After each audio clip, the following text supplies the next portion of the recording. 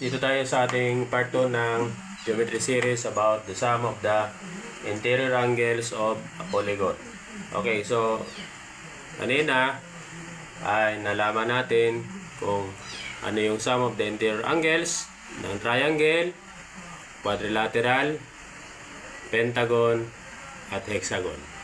Okay, so ngayon gumawa na tayo dito ng summary based sa ating drawing kanina at yung number of sides, number of triangles formed, sum of the interior angles. Okay, so dito po pag triangle siya, number of sides 3, number of triangles formed 1. Siyempre isang triangle lang, kaya sum of the interior angles is 180. Okay, dito sa quadrilateral naman, number of sides 4, number of triangles formed 2. So nakagawa tayo ng dalawang triangle. So we have the sum of the interior angles is equal to 360 degrees. Okay, next, sa pentagon. Sa pentagon po, ang number of sides niya is 5. Number of triangles formed, meron 3. Base po sa diagonal na ating na-drawing. Tapos, sum of the interior angles is 540 degrees. Kasi 3 times 180 is 540 degrees. Okay, sa hexagon po, number of sides, 6. Number of triangles formed, 4. Sum of the interior angles, 720. Kasi po, 4 times 180 is equal to 720. Okay, ngayon, let's complete this data. Ang heptagon ay merong 7 sides. Meron po tayong 7 sides. So, number of triangles formed. Ano kaya yun? Ano kaya sa tingin ninyo yung number of triangles formed? Okay, bibigyan ko kayo ng 3 seconds. Okay, number of triangles formed dito ay 5. Okay, saan ako kumuha ng 5? Kasi di ba, base po dito sa pattern, ayan o, 1, 2, 3, 4. Siyempre, sunod, 5. Diba? So, sum of the interior angles. So, 5 times 180. So, ilan nga po? 180 times 5. So, 0. 5 times 8. 40. Carry 4. 5 plus 4, 9. So, we have 900 degrees. Okay. So, dito na po tayo sa octagon. Okay. Octagon, meron siyang 8 sides. Number of triangles formed, syempre, sunod sa 5, 6. Tama ba? So, sum of the interior angles, 6 times 180. 180 times 6. So, 0, 48. Carry 4, 6. Times 1, 6. Plus 4, 10. So, we have 1,080 degrees. Okay, dito po tayo sa nonagon. Ang nonagon po ay 9 sides.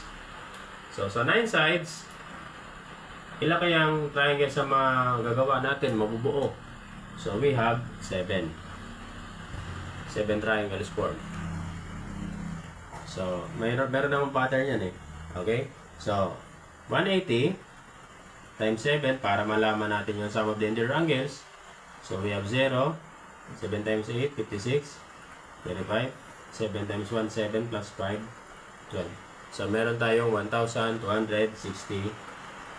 degrees. 1,260 degrees. Okay.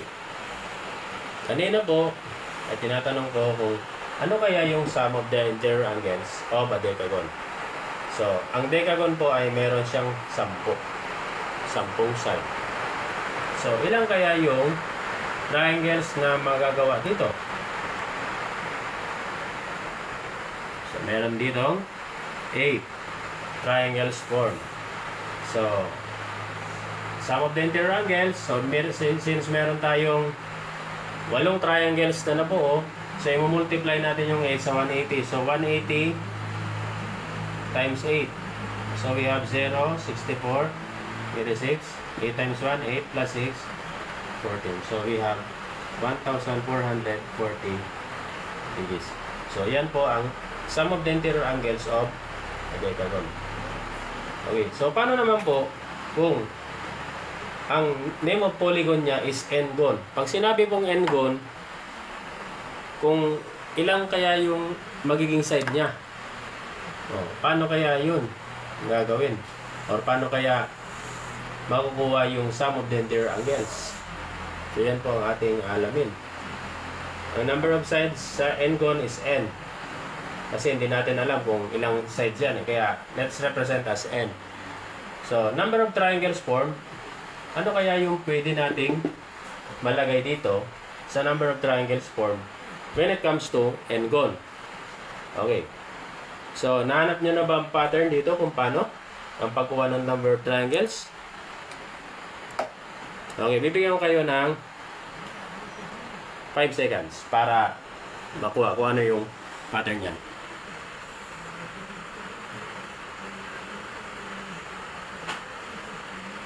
Okay, nakuha na po ba ang pattern? Paano nakuha yung number of triangles formed?